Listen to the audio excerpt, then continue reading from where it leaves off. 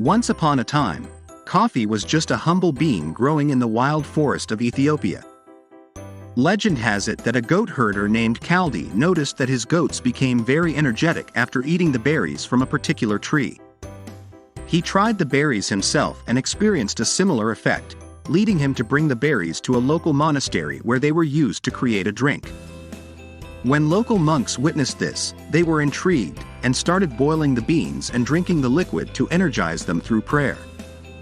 The first coffee house was opened in Istanbul in the 15th century in Yemen, where growers tried to establish a monopoly, but the pilgrims smuggled plants back to their homelands, and before long coffee spread all over the globe.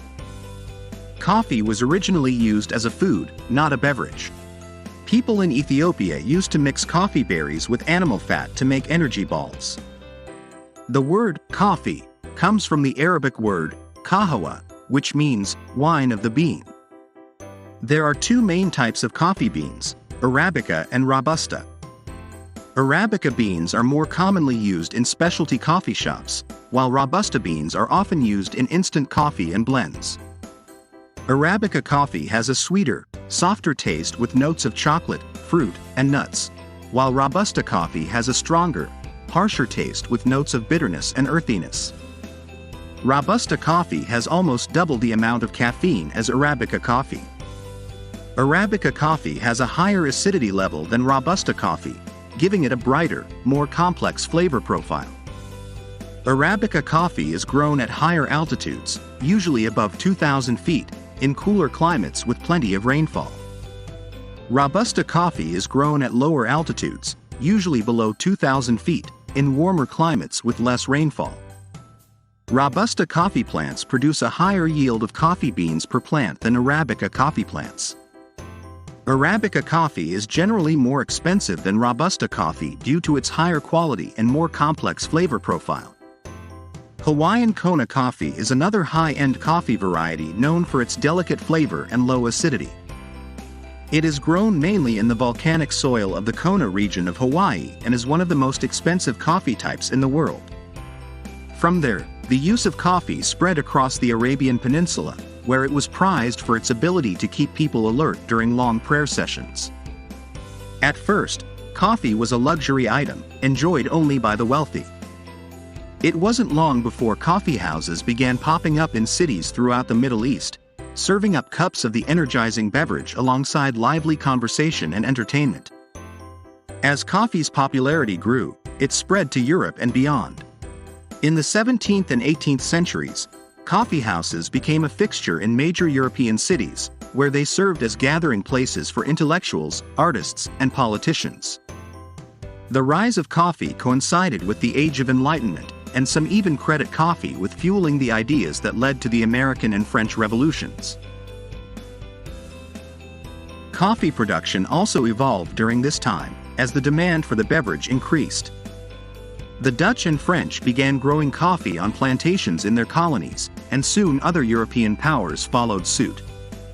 In the 20th century, coffee became a global commodity, with massive production and consumption around the world. There are many different methods for brewing coffee, including drip coffee makers, French presses, AeroPress, and the most popular being the espresso machine. Each method has its own unique characteristics and can produce different flavors and strengths of coffee. Today, coffee is one of the most widely consumed beverages in the world, with a rich history that spans centuries and continents due to its caffeine benefits. Many people start their day with a cup of coffee, and it is estimated that over 400 billion cups of coffee are consumed globally each year. Coffee is known for its stimulating effects due to its caffeine content, and it is available in many different varieties, including espresso, latte, cappuccino, and americano, just to name a few. Caffeine works by blocking the action of adenosine, a chemical that is produced by the body and makes you feel tired. By blocking adenosine, caffeine helps to increase alertness, reduce feelings of fatigue, and improve cognitive function. Coffee is grown in over 70 countries worldwide, and as of 2021, Brazil is the largest producer of coffee in the world, accounting for approximately 40% of the global coffee production. Other major coffee-producing countries include Vietnam, Colombia, Indonesia, and Ethiopia. The coffee plant, which can grow up to 30 feet tall, is typically grown on farms or plantations, where the beans are hand-picked by workers. After the beans are harvested, they are processed to remove the outer layers and reveal the inner seed. This can be done using a variety of methods, including the dry method, where the beans are laid out to dry in the sun, and the wet method, where the beans are washed and pulped. Once the beans have been processed, they are roasted to bring out their unique flavors and aromas. Roasting can be done at home using a roasting machine or on a larger scale using commercial roasting equipment. After the beans have been roasted, they are typically ground into a fine powder using a coffee grinder. The fineness of the grind can vary depending on the brewing method being used. Coffee grounds of different sizes produce a different taste because the size of the grounds affects the rate at which water is able to extract flavor compounds from the coffee. When hot water is poured over coffee grounds, the water dissolves and extracts the soluble compounds in the coffee, including sugars, acids, and oils, which contribute to the flavor and aroma of the coffee. If the coffee grounds are too finely ground, the water will extract too much of the flavor compounds too quickly, resulting in a bitter and over-extracted taste. On the other hand, if the coffee grounds are too coarse, the water will not be able to extract enough of the flavor compounds, resulting in a weak and under-extracted taste. Therefore, finding the right grind size for a particular brewing method is important to achieve the desired flavor profile. For example, espresso requires very finely ground coffee to achieve a concentrated and strong flavor, while French press requires a coarse grind to achieve a full-bodied and rich flavor. Once the coffee has been brewed, it is typically served hot or cold, depending on the preference of the drinker. The United States imports over $4 billion worth of coffee each year.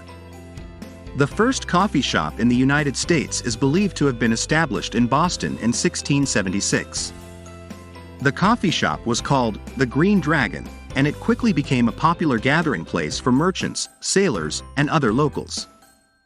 During the American Revolution, the Green Dragon was frequented by revolutionary leaders such as Paul Revere, John Hancock, and Samuel Adams, who reportedly held meetings and planned their activities there. The coffee shop remained in operation until the mid-19th century, and it is now commemorated with a plaque at the site of the original building in Boston's historic Freedom Trail. Fun facts: the first espresso machine was invented in 1884 by Angelo Moriando. The first drip coffee maker was invented in 1954 by a German housewife named Melita Bentz. The world's oldest operating coffee house is Café Florian in Venice, Italy, which opened in 1720. Coffee is the second most traded commodity in the world after petroleum. It is estimated that over 2.25 billion cups of coffee are consumed every day, and the coffee industry employs millions of people around the world. Thanks for watching. Don't forget to like and subscribe.